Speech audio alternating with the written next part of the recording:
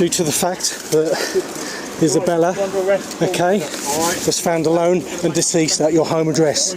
Okay, so I'm arresting you on suspicion of murder. You didn't have to say anything with my home defence. You didn't mention my question, something which you later will on the court. This is why I've come down here for the day, so I can have a drink, and I was going to hand myself into what I've got.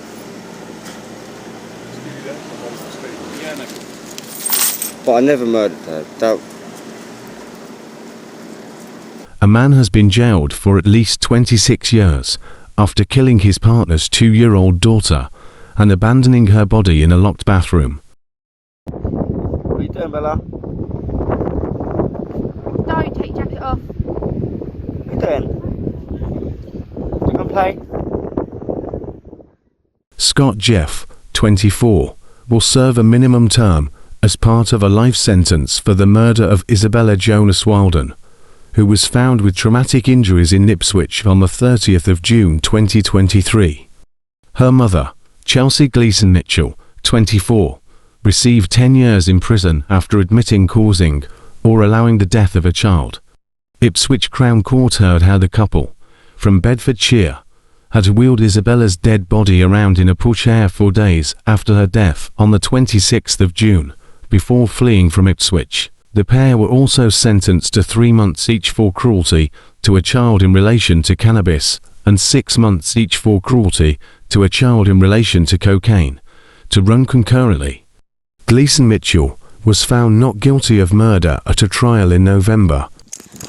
I understand you might be homeless. Yeah? Is your partner here? No, he's at the old, at the pub charging his phone at the moment. At the old hall? Yeah. Tell me, right, so first of all, sort of really need to know who you are, Yep. the situation, Yep. what we can do to help, because it's not the best place in this heat for your little girl, No. is it? No.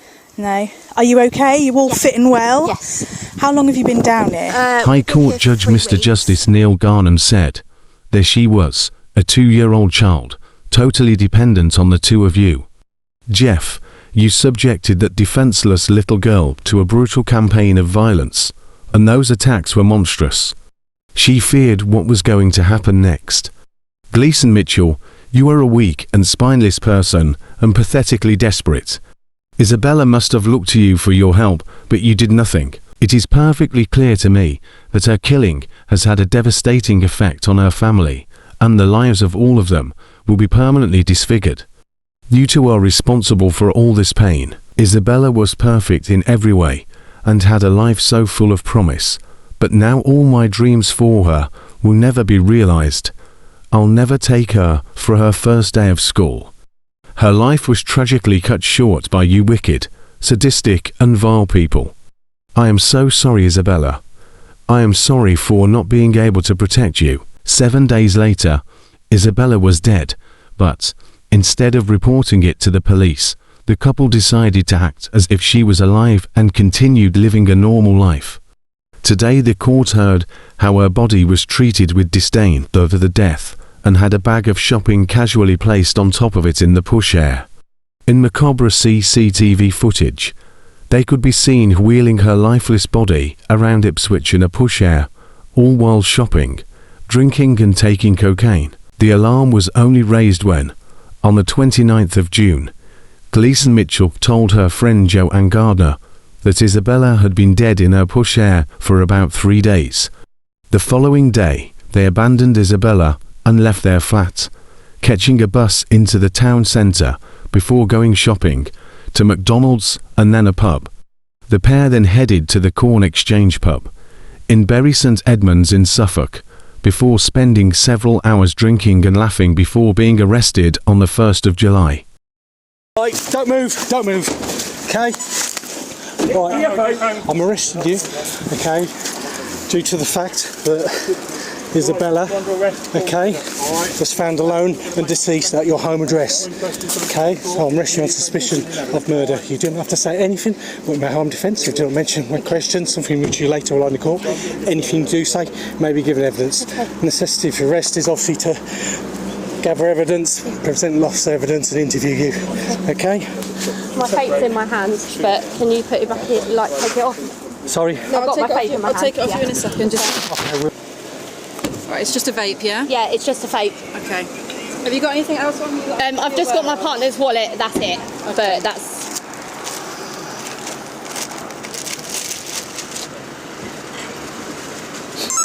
Do you understand Yeah, what you've been arrested yeah. for? Okay.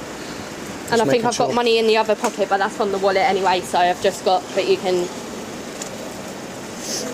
This is why I've come down here for the day so I can have a drink, and I was going to hand myself into what I've got.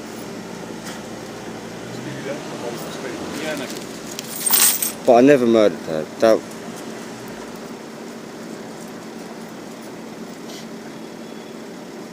So the state I was in, I couldn't really deal with the police at that moment in time. I was really not in the right state. It's just rubbish. So this is just what I was trying to avoid for the night.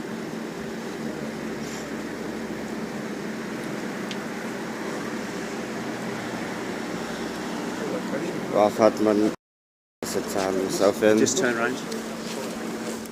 Smiley, blonde-haired Isabella, who was described as engaging and happy, died from a bone marrow embolism as a consequence of skeletal trauma. The level of injuries were just truly horrific, said Detective Craig Powell from Suffolk and Norfolk Police Force's Joint Investigation Team. The overall level of abuse and the way in which poor Isabella suffered is truly shocking, and the actions of the pair were abhorrent. The abuse started shortly after the pair, while under the influence of drugs, left their hometown of Biggleswade, Bedfordshire, and fled to the Norfolk coast.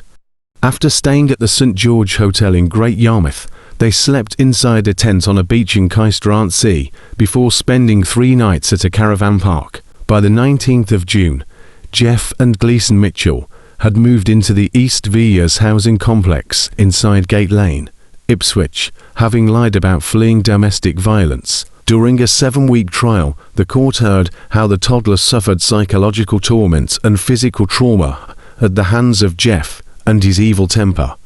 Frustrated over Isabella's struggles with potty training, he would repeatedly kick and stamp on her and punish her with cold showers, all while her mother stood by and did nothing. The brutal beatings resulted in Isabella suffering injuries usually seen in high-velocity traffic accidents or when someone has been kicked by a horse.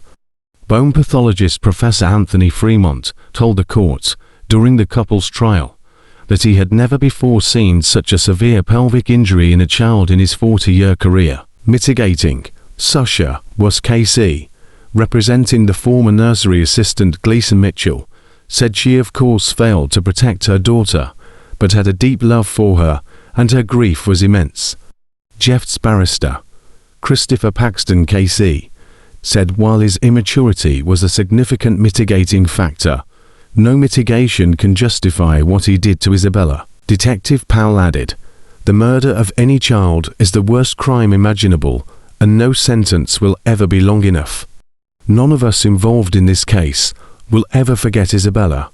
She has truly touched our hearts." After Isabella's death, a local children's safeguarding practice review was launched, examining the multi-agency safeguarding approach prior to her death.